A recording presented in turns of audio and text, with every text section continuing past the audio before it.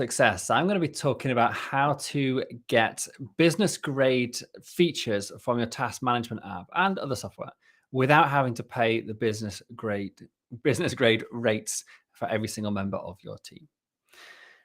Okay, so this follows on from a previous episode I did about some cost-saving tips about basically getting licenses for your team. And today I want to talk about something quite specific, and it's a hack, if you like, that we've come up with a few of our clients, and it seems to be working really well. Now, I must say, like, I when I do these sort of episodes, I am in no way trying to think that you should be not paying for the apps that you're using. What I'm trying to say here, or trying to give you here, is advice about is how to get the best out of the apps at the stage of business you're at. Because in many cases, we just simply can't afford for all of our team to have, you know, the top business grade subscription, but we desperately need some of those features, you know, for ourselves and for just making things function better. But if you've already got, you know, our team set up with users on our apps, and often when you upgrade your subscription, say from a basic level to a premium level, you have to upgrade every single team member, and so you can add, you know, tens of hundreds of pounds each month to your subscription, and that's totally prohibitive. So it means you don't get to actually experience or get the benefit from using the better features of the app because you just simply can't afford it.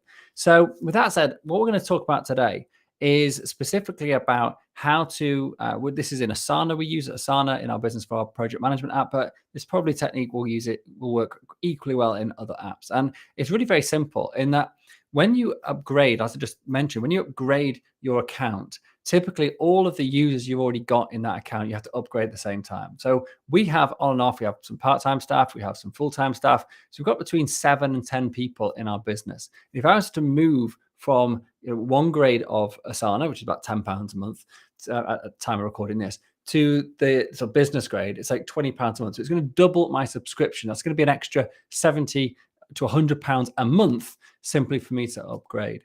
And so one technique that some of our clients have been using is that they have set up their Asana or their task management app in one domain, but then they add their staff, which have their existing email domains, add them as guests. It's a really simple hack, and it's very easy and cheap to do.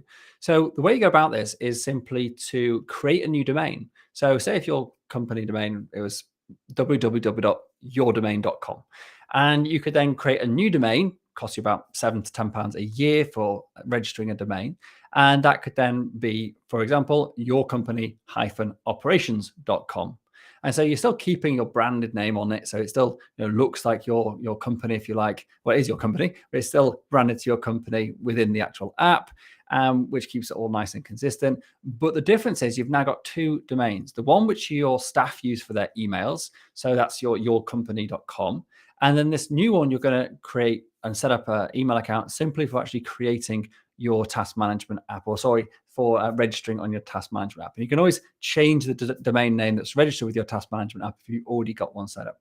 And then when you add your other people, they aren't recognized by the app as actually being under the same domain. So you're not forced to upgrade them. Of course, you can upgrade them and add them as team members if you want them to have the ability to be an administrator, for example, on your account. Or you can set up as some of our clients have done, you've got your super user, so that's you. So it'd be Steve at yourcompany-operations.com. That's what you're going to set up the actual account with, and then set up another one like admin at yourcompany-operations.com, and that's going to be your admin. And that person can do things like use and utilize all of the business features and set up, for example, custom fields and do automations and with rules and all the rest of all the stuff that you basically need to pay for.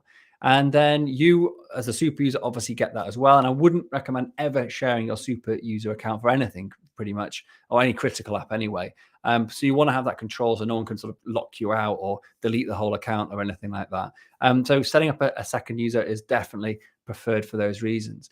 And then everyone else you can then invite as guests if they don't need to have the ability to be an admin, actually update stuff. Obviously, if they do, then you can always add them as an admin afterwards.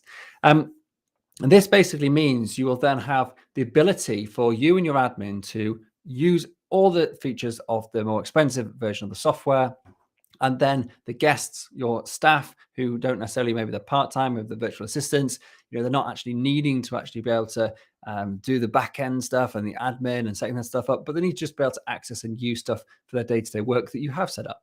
And so they can all access it, but keep your existing company domain. So just a nice fix, so you don't basically have to have people on Gmail accounts to do this sort of thing, which I talked about previously in the previous episode. You can actually keep your existing email addresses for your staff, and so you can still continue to use those without being forced to pay for upgrading every single member of your team if you just simply can't afford it. And the only real downside to this is that you are now going to be using a different domain as the username for this app. And so that means any notifications or any emails that app sends you are going to go to that second email address, which you're probably not going to be using day to day because you literally just set it up for the purpose of registering on the app. And so a quick fix for that, to make it sort of still work in the same way as you would expect it to, you can just set up a simple redirect or a simple filter, as they're called in Google, so that any emails that arrive from that app, so whether from Asana or ClickUp or whatever, any emails are automatically forwarded to your regular email address. So therefore you get notified of anything going on that you should be notified of, like security alerts, etc., without you having to sort of log in and out of 2 different email accounts, which is an absolute faff. So doing this will save you considerable money if you're upgrading and you have a big team already, you're already using domain name email addresses, and you just don't want to or can't afford to actually upgrade everybody at the same time. And then obviously you can upgrade people over time as your business needs grow. But you also get all the business features, the top end features, so you can actually use them in your business, get more value out of the apps that you're investing in, and actually get more done without it obviously breaking the bank in the process. So that's it. It's a quick episode today, just a quick tip for saving a bit of money without losing out on the features of your favorite task management app or other software. This kind of approach will probably work for other software too, but it's only task management apps I've actually tried it with so far. So that's it. Have a great day. If you found this useful, please do leave us a rating. Give us a few stars. 5 is always fantastic. If you think it's been valuable, do subscribe, and also make sure you hit like and share it as well if you're feeling in the mood. Thank you very much indeed. I'll see you next time.